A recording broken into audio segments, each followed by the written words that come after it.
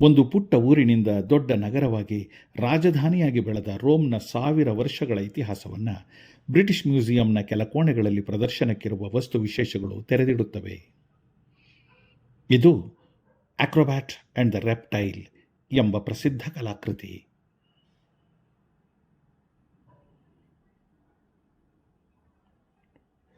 Rome ಸಾಮ್ರಾಜ್ಯದ ವೈಶಾಲ್ಯ, ಭೌಗೋಳಿಕ ವೈವಿಧ್ಯ, ಕಲೆ ಸಂಸ್ಕೃತಿಗಳ ವಿಶೇಷ ಸ್ವರೂಪ, ಶ್ರೇಷ್ಠತೆ ಇವೆಲ್ಲಕ್ಕೂ ಇಲ್ಲಿ ಪ್ರದರ್ಶನಕ್ಕಿರುವ ವಸ್ತು ವಿಶೇಷಗಳು ಕನ್ನಡಿ ಹಿಡಿಯುವಂತಿವೆ.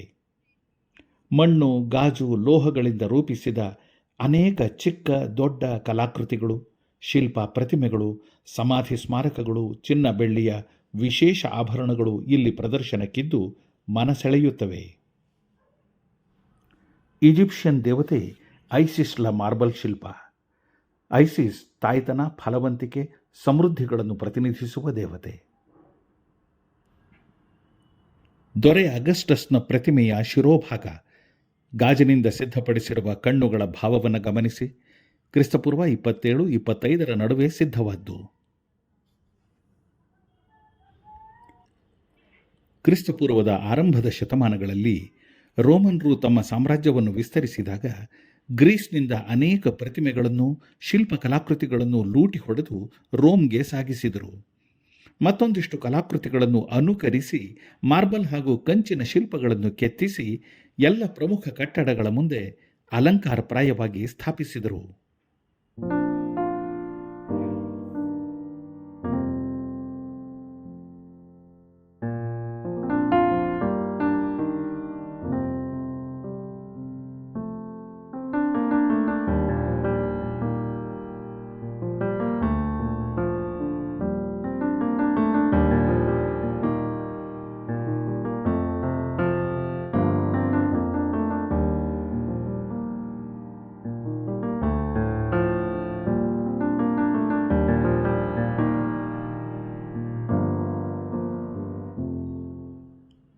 ಕ್ರಿಸ್ತಶಕ 117-138 ನಡುವೆ ಆಳಿದ ಹೇಡ್ರಿಯನ್ ದೊರೆಯ ಅಮೃತಶಿಲೆಯಲ್ಲಿ ಕೆತ್ತಿದ ಎದೆವರೆಗಿನ ಶಿಲ್ಪ. ಪಕ್ಕದಲ್ಲಿರುವಾತ ಹೇಡ್ರಿಯನ್ಗೆ ಪ್ರಿಯನಾಗಿದ್ದ ಆಂಟಿನಸ್.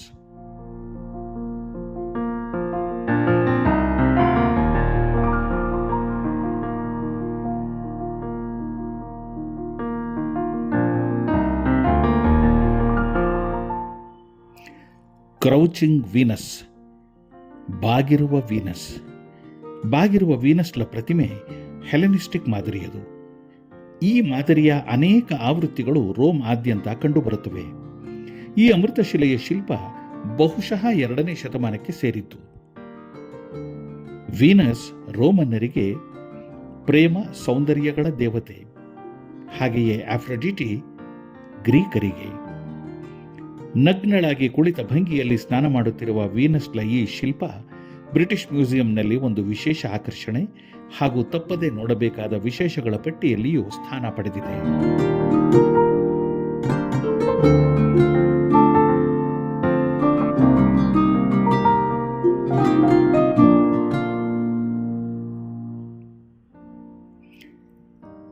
ಹಾಗೆಯೇ ಅನೇಕ ದೇವತೆಗಳ, ತತ್ವಶಾಸ್ತ್ರಜ್ಞರ, ಕ್ರೀಡಾಪಟುಗಳ ಆಳೆತ್ತರದ ಮಾರ್ಬಲ್ ಶಿಲ್ಪಗಳು ಭಗ್ನವಾಗಿದ್ದರೂ ಸಹ ತಮ್ಮ ಪ್ರಮಾಣಬದ್ಧತೆ ಹಾಗೂ ಸೌಂದರ್ಯದಿಂದ ಮನಸೆಳೆಯುತ್ತವೆ.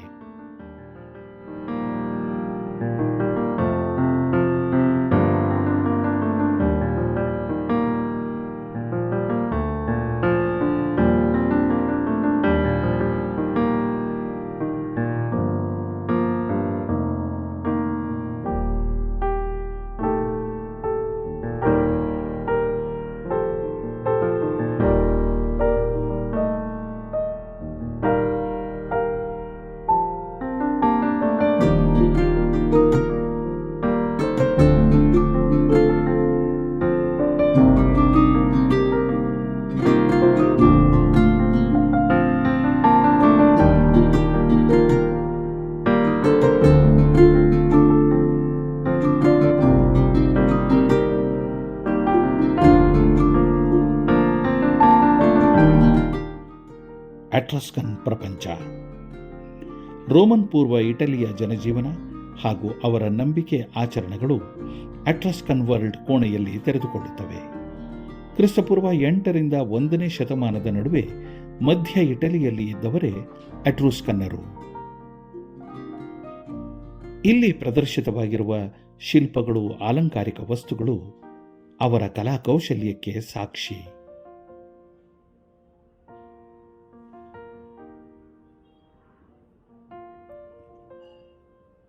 ಅಂತೆಯೇ ಇಲ್ಲಿರುವ ಸಮಾಧಿ ಸ್ಮಾರಕಗಳು ಅವರ ಧಾರ್ಮಿಕ ನಂಬಿಕೆ ಆಚರಣೆಗಳನ್ನು ಪ್ರತಿನಿಧಿಸುತ್ತವೆ.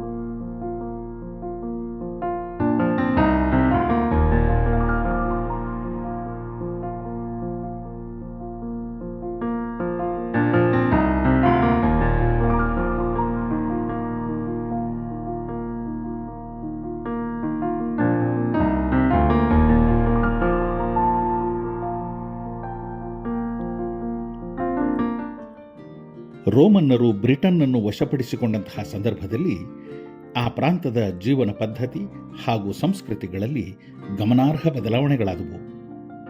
ಭಿನ್ನ ಭಿನ್ನ ಸಾಮಾಜಿಕ ಸ್ತರಗಳು ಮುನ್ನೆಲೆಗೆ ಬಂದದ್ದಲ್ಲದೆ ಭಿತ್ತಿ ಚಿತ್ರಕಲೆ, ಶಿಲ್ಪಕಲೆ, ಗಾಜಿನಿಂದ ಉಪಕರಣಗಳು ಹಾಗೂ ಕಲಾಕೃತಿಗಳ ತಯಾರಿ, ಲೋಹಶಿಲ್ಪಗಳ ನಿರ್ಮಾಣ ಮೊದಲಾದ ಕ್ಷೇತ್ರಗಳಲ್ಲಿ ವಿಶೇಷ ಪ್ರಗತಿ ಉಂಟಾಯಿತು.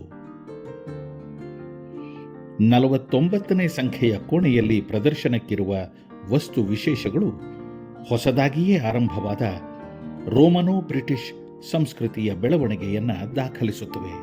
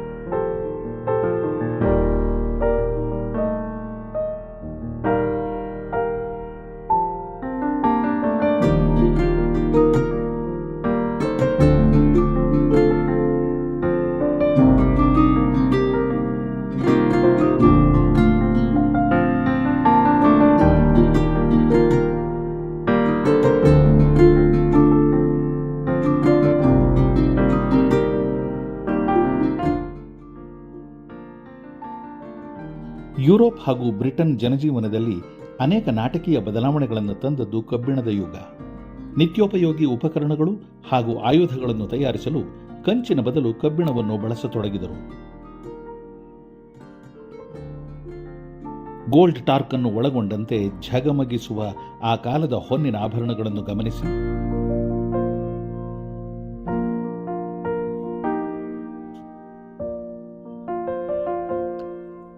ಈ ಕಾಲದಲ್ಲಿಯೇ ಕಲೆ, ಧರ್ಮ, ಆರ್ಥಿಕತೆ, ರಾಜಕೀಯ, ನಿತ್ಯದ ಜನಜೀವನ ಹೀಗೆ ಎಲ್ಲ ಕ್ಷೇತ್ರಗಳಲ್ಲೂ ಗಮನಾರ್ಹ ಬದಲಾವಣೆಗಳಾದವು. ಈ ಎಲ್ಲ ಬದಲಾವಣೆಗಳ ಕಥೆಯನ್ನು ಬ್ರಿಟಿಷ್ ಮ್ಯೂಸಿಯಂನ 50ನೇ ಸಂಖ್ಯೆಯ ಕೋಣೆಯಲ್ಲಿರುವ ವಸ್ತು ವಿಶೇಷಗಳು, ಕಲಾಕೃತಿಗಳು ಸಾರಿ ಹೇಳುತ್ತವೆ. ಪ್ರಾಚೀನ ಯುರೋಪ್, ದ ಗೋಲ್ಡ್ ಕೇಪ್, ಸಮಾರಂಭಗಳಲ್ಲಿ ಧರಿಸ್ತಾ ಇದ್ದಂತಹ ಹೊನ್ನಿನ ಮೇಲುಡುಗೆ. ಲೂಯಿಸ್ ಚೆಸ್ಮೆನ್ ಬ್ರಿಟಿಷ್ ಮ್ಯೂಸಿಯಂನಲ್ಲಿ ತಪ್ಪದೇ ನೋಡಬೇಕಾದ ವಿಶೇಷಗಳಲ್ಲಿ ಇದು ಒಂದು.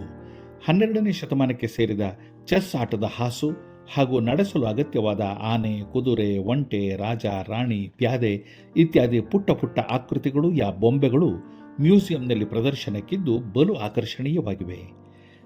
ಈ ಬೊಂಬೆಗಳನ್ನು ವಾಲ್ರಸ್ ದಂತದಿಂದ ತಯಾರಿಸಿದ್ದಾರೆ. ಸ್ಕಾಟ್ಲೆಂಡ್ನ ಲೂಯಿಸ್ ದ್ವೀಪದಲ್ಲಿ ಪತ್ತೆ ಆದ್ದರಿಂದ ಇದಕ್ಕೆ ಲೂಯಿಸ್ ಚೆಸ್ಮೆನ್ ಅಂತಲೇ ನಾಮಕರಣ ಆಗಿದೆ.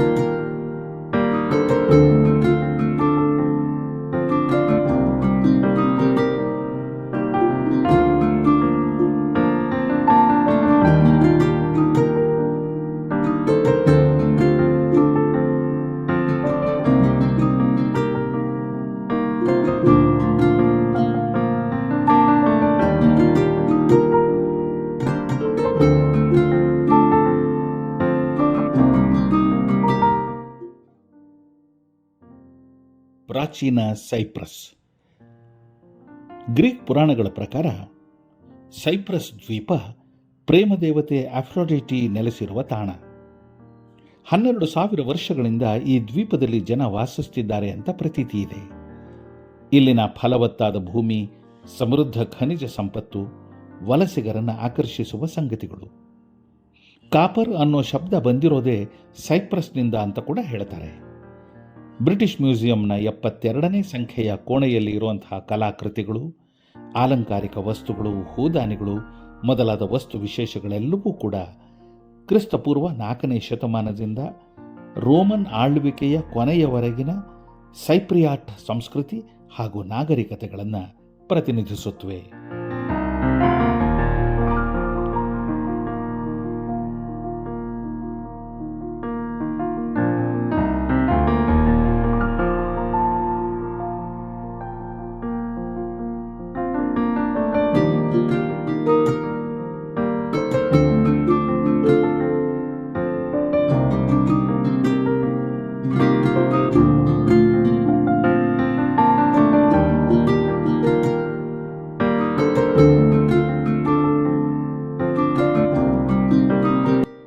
ಇಟಲಿಯಲ್ಲಿ ಗ್ರೀಕರು ಕ್ರಿಸ್ತಪೂರ್ವ 750 ಹಾಗೂ 250 ನಡುವೆ ದಕ್ಷಿಣ ಇಟಲಿ ಹಾಗೂ ಸಿಸಿಲಿಗಳಲ್ಲಿ ಗ್ರೀಕರು ನೆಲೆಯೂರಿದ್ರು.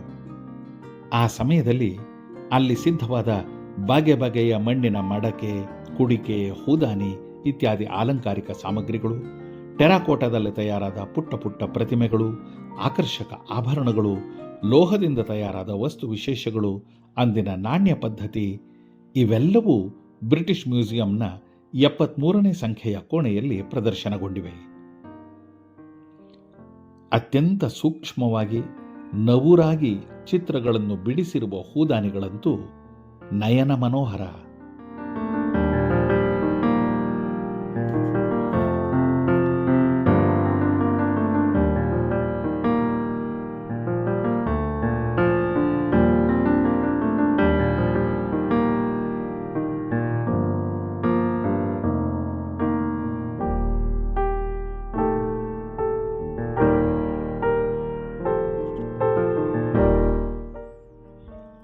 ಹೋವಾ ಹಕನನಾಯ ಚಿಲಿಯ ಈಸ್ಟರ್ ಐಲ್ಯಾಂಡ್ನಿಂದ ಬಂದಿರುವ ಈ ಶಿಲ್ಪ ಅಲ್ಲಿಯ ಶಿಲ್ಪಕಲೆಯ ಒಂದು ಶ್ರೇಷ್ಠ ಮಾದರಿ ಅಂತ ಗುರುತಿಸ್ತಾರೆ.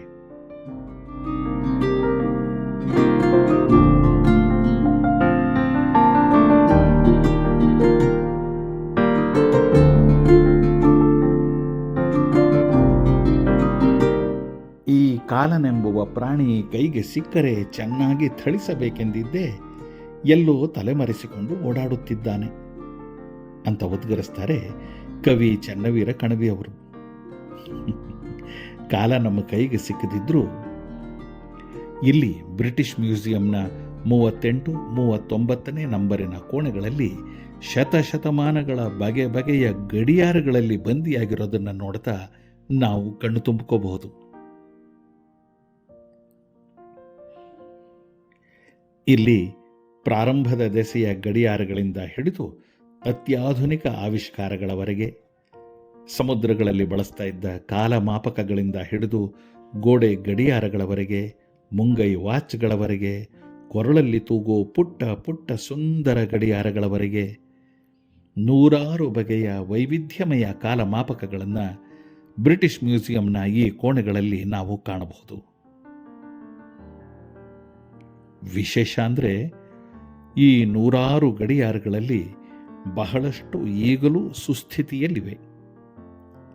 ಅಲ್ಲಿ ನಡೆದಾಡ್ತಾ ಇದ್ದರೆ ಟಿಕ್ ಟಿಕ್ ಟಿಕ್ ಟಿಕ್ ಸದ್ದು ನಮಗೆ ಕೇಳಿಸ್ತಾನೇ ಇರುತ್ತೆ. ಆಗಾಗ್ಗೆ ಢಣ ಢಣ ಗಂಟೆಗಳು ಕೂಡ ಬಾರಿಸ್ತಾ ಇರುತ್ತವೆ. ಕಾಲಾಯ ತಸ್ಮೈ ನಮಃ.